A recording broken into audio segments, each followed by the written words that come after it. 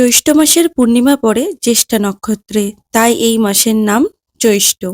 নতুন মাসের শুরুতে মাটির গন্ধে মিশে থাকে নতুন আশার স্বপ্ন।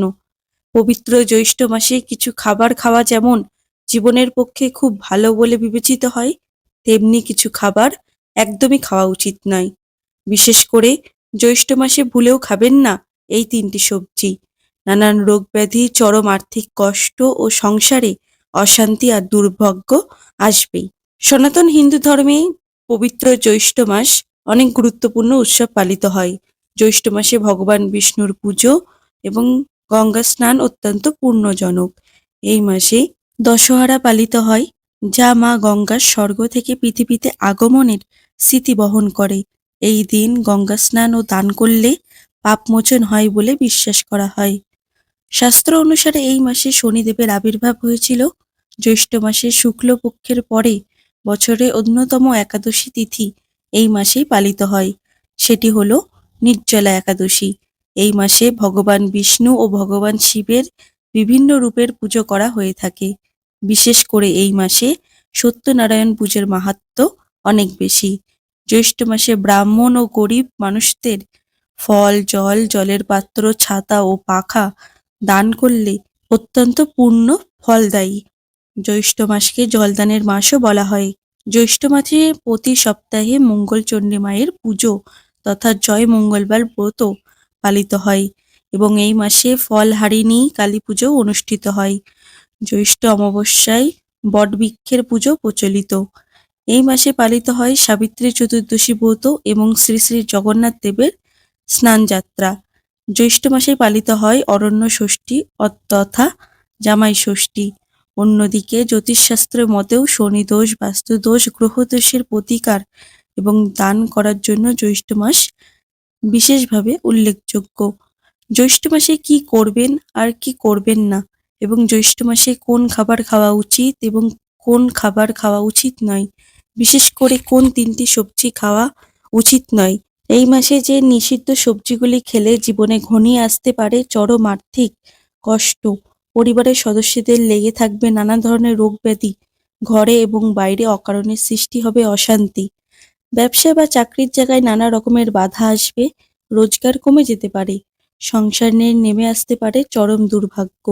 আপনি জ্যৈষ্ঠ মাসে কোন ব্রত পালন করুন অথবা না করুন, কিন্তু এই মাসে অবশ্যই শাস্ত্র অনুসারে নিষিদ্ধ খাবারগুলি এড়িয়ে চলুন। তাহলে আপনার বাড়ি থেকে বাস্তুদোষ দূর হবে এবং সারা বছর মা লক্ষ্মীর কৃপা থাকবে। আপনি আর আপনার পরিবারের সুরক্ষিত থাকবেন, সুস্থ থাকবেন। এছাড়াও আমরা জেনে নেব জ্যৈষ্ঠ মাসে অতি প্রাচীন এবং শক্তিশালী 5টি উপায়, যেগুলি আপনার সংসারে আয় বৃদ্ধি করবে। বন্ধুরা, জ্যৈষ্ঠ মাস বাংলা মাসের দ্বিতীয় মাস এবং এটি গ্রীষ্মের তীব্রতম সময়। পরিবেশে এই সময় তাপমাত্রা খুব বেশি থাকে, সেই কারণে জ্যৈষ্ঠ মাসে নানান অসুখ বিসুখ ছড়িয়ে পড়ার আশঙ্কা থাকে। এই সময় রোদে বেশি ঘোরাঘুরি করলে হিট স্ট্রোক হবার সম্ভাবনা থাকে। তাই ছাতা ব্যবহার করুন এবং ছায়াযুক্ত স্থানে থাকার চেষ্টা করুন, আর বারে বারে জল খান। এই মাসে কোনো প্রকার ভারী ব্যায়াম করবেন না। জ্যৈষ্ঠ মাসে ধর্মীয়ভাবে অত্যন্ত তাৎপর্যপূর্ণ এবং এই মাসে বিভিন্ন ধর্ম ও সম্প্রদায়ের নানা গুরুত্বপূর্ণ আচার অনুষ্ঠান ও উৎসব পালিত হয়। আবার জ্যৈষ্ঠ মাসে ফলের রাজা আমের মাস। আমকে সনাতন ধর্মের রসালো ও পূর্ণতার প্রতীক হিসেবে ধরা হয়। এই মাসে গৃহদেবতাকে আম ভোগ প্রদান করলে ও আম দান করলে পূর্ণ ফল পাওয়া যায়।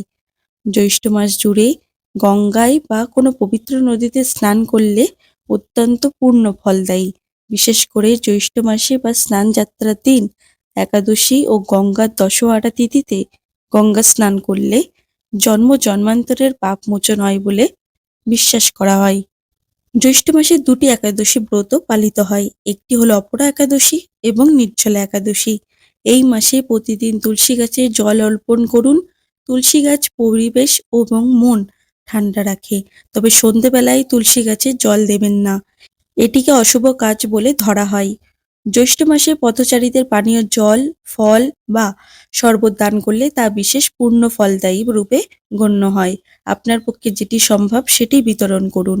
বন্ধুরা, এই মাসে নিষিদ্ধ সবজির মধ্যে প্রথমে যেটির কথা বলবো সেটি হলো কাঁচকলা। জ্যৈষ্ঠ মাসে বাড়িতে কখনো কাঁচকলা রান্না করবেন না। পরিবারের কোনো সদস্য এই মাসে কাঁচকলা ভাতে, কাঁচকলার কোপ্তা বা কাঁচকলার তরকারি খাবেন না। গ্রীষ্মকালে কাঁচকলা মানুষের শরীরে অতিরিক্ত গ্যাস সৃষ্টি করে এবং হজমের পক্ষে ভারী খাবার। শাস্ত্রীয় মতে জ্যৈষ্ঠ মাসে কাঁচকলা খেলে বাড়িতে রোগ ব্যাধি লেগেই থাকবে। রোগের পেছনে খরচ করতে করতে আপনার সর্বস্ব শান্ত হয়ে যাবেন। সুতরাং এই মাসে কোনোভাবেই কাঁচকলা দিয়ে তৈরি কোনো খাবার মুখে তুলবেন না। জ্যৈষ্ঠ মাসে যেহেতু আমাদের হজম ক্ষমতা কমে যায়, সেই কারণে এই সময় ভাজাভুজি খাবার যথেষ্ট এড়িয়ে চলাই ভালো। এছাড়া বেশি তেল মশলা দেওয়া খাবার এই মাসে খাওয়া উচিত না। তবে জ্যৈষ্ঠ মাসে প্রতিদিন আম, শসা, তরমুজ, বেল, ডাব, দই ইত্যাদি ঠান্ডা প্রকৃতির খাবার খাওয়া উচিত। এই খাবারের মধ্যে যে কোনো একটি খাবার বা দুটি খাবার প্রতিদিন খান। এর ফলে পেট ঠান্ডা হবে, শরীরে ক্লান্তি দূর হবে। জ্যৈষ্ঠ মাসে পটল, ঝিঙে, করলা, কুমড়ো, লাউ, ঢেঁড়স, সজনের ডাঁটা সবজি, কাঁচা আমের ডালে খাওয়া খুব উপকারী। এছাড়া ছোলা বা ছোলার ছাতু খান, এটি শরীরের জন্য খুব উপকারী। বন্ধুরা, দ্বিতীয় বিষয় নিষিদ্ধ হলো ওলকপি বা ওল। এটিও পেট গরম করায়। জ্যৈষ্ঠ মাসে ওল খাওয়া উচিত নয়। ওল বা ওলকপি অতিরিক্ত খেলে গ্যাস, হজমের সমস্যা, পেট ফাঁপা বা ডায়রিয়ার মতো সমস্যা দেখা দিতে পারে। এই মাসে ওল খাওয়া যতটা সম্ভব এড়িয়ে চলুন। বন্ধুরা, তৃতীয় নিষিদ্ধ সবজিটি হলো কড়াইশুঁটি বা মটরশুঁটি। জ্যৈষ্ঠ মাসে কড়াইশুঁটি এবং এর থেকে তৈরি অন্য কোনো খাবার খাবেন না। এই মাসে বেশি পরিমাণ কড়াইশুঁটি খেলে পেট জ্বালা বা গ্যাস্ট্রিকের সমস্যা দেখা দিতে পারে। তাই শাস্ত্রে কড়াইশুঁটি বা মটরশুঁটি খেতে মানা করা হয়েছে। এছাড়া কোনো প্রকার নেশা জাতীয় কোনো খাবার এই মাসে খাবেন না। তাছাড়া জ্যৈষ্ঠ মাসে অতিরিক্ত কটু বা ঝাল, পেঁয়াজ, রসুন, অতিরিক্ত গরম খাবার না খাওয়াই ভালো। জ্যৈষ্ঠ মাসে বিভিন্ন ব্রত পালনের সময় খাবারের ফলমূল, দুধ, শ্যামা চালের পায়েস, আলুর তরকারি কিংবা শিঙের আটা বা পানি ফলের আটার পরোটা বা কিছু ক্ষেত্রে ডালিয়া ও সাবুদানার খিচুড়ি খাওয়া যেতে পারে। তবে উপোসের সময় রান্নায় সাধারণ লবণ, পরবর্তীতে সন্দক লবণ এবং সর্ষে তেলের পরবর্তীতে ঘি ব্যবহার করবেন। জ্যৈষ্ঠ মাসে শুধু একটি নতুন মাস নয়, এটি প্রকৃতির ধর্ম, ইতিহাস এবং সংস্কৃতির একটি অপূর্ব মেলবন্ধন। ফলহারানি কালী পুজো হলো হিন্দু ধর্মের একটি বিশেষ তান্ত্রিক কালী পুজো, যা জ্যৈষ্ঠ মাসের কৃষ্ণপক্ষের তিথিতে পালিত হয়। ফলহারিণী কথার অর্থ হলো যিনি ভক্তের কর্মফল হরণ করেন। অর্থাৎ এই পুজোয় মা কালী ভক্তের পাপ, দুঃখ, কর্মফলের অবসান ঘটান। অনেক স্থানে নিঃসন্তান মহিলারা সন্তান লাভের আশায় ফলহরিণী কালী পুজো করে থাকেন। দক্ষিণেশ্বরে শ্রী মা সারদা দেবীকে ফলহরিণী কালী পুজোর রাতে দেবী জ্ঞান করে পুজো করেছিলেন স্বয়ং ঠাকুর শ্রী রামকৃষ্ণ। এটি খুবই ঐতিহাসিক এবং গভীর আধ্যাত্মিক তাৎপর্য একটি ঘটনা। জগন্নাথ দেবের স্নান যাত্রা হলো পুরীর জগন্নাথের মন্দিরের এক গুরুত্বপূর্ণ ও পবিত্র উৎসব, যা প্রতি বছর জ্যৈষ্ঠ মাসের পূর্ণিমা তিথিতে পালিত হয়। এটি রথযাত্রার ঠিক আগে অনুষ্ঠিত হয় এবং এই দিনটিকে দেবস্নান পূর্ণিমাও নামেও ডাকা হয়। ভক্তদের বিশ্বাস এই স্থান যাত্রায় অংশ নিলে বা তা দর্শন করলে পাপ মোচন হয়। বন্ধুরা, এবার আমরা শুনে নেব জ্যৈষ্ঠ মাসে অতি প্রাচীন এবং শক্তিশালী 5টি উপায়। এইগুলি আপনারা সংসারের আয় উন্নতি বৃদ্ধির জন্য অত্যন্ত ফল পেতেও হবে।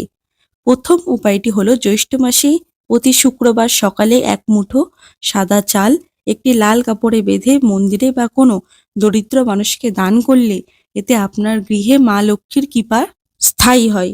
দ্বিতীয় উপায়টি হলো ফলহরিণী কালী পুজোর দিন জ্যৈষ্ঠ মাসের অমাবস্যায় মা কালীকে সাদা বাতাসা, দুধ, কলা ও পাকা আম নিবেদন করে বলুন, মা সংসারের থেকে সকল অভাব ও বাধা দূর করো। এই রাতে মা কালীকে ফল মিষ্টি নিবেদন করলে অশুভ শক্তি দূর হয়। তৃতীয় উপায়টি হলো জ্যৈষ্ঠ মাসের প্রতি মঙ্গলবারে একটি লাল কাপড়ে 1 চিমটে লবণ ও 5টি লবঙ্গ বেঁধে রান্নাঘরের কোণায় রাখুন।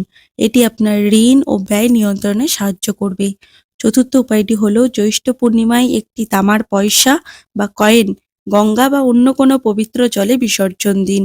এটি আপনার রাশিতে শুভ গ্রহের দৃষ্টি আকর্ষণ করে এবং আয় বৃদ্ধি করে। পঞ্চম উপায়টি হলো জ্যৈষ্ঠ মাসে প্রতি বৃহস্পতিবার ও শুক্রবার সকালে তুলসী গাছে জল সাদা ফুল ও 1 চিমটে চিনি অর্পণ করে বলুন শ্রী বৃন্দাবন মাধবায় নমঃ।